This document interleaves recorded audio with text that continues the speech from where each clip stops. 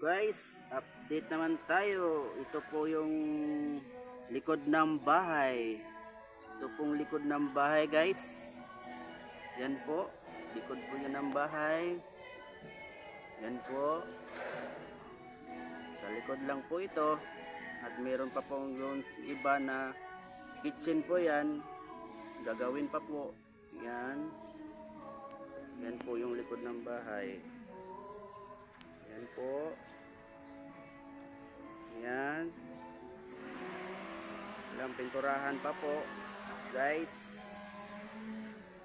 O, yun po yung mga kasama ko. Say hi. Yan po sila, mga pintor po yan. Ano? Pintor, yan po. Share nyo po ako. Yan. Yun po itong update ng likod ng bahay.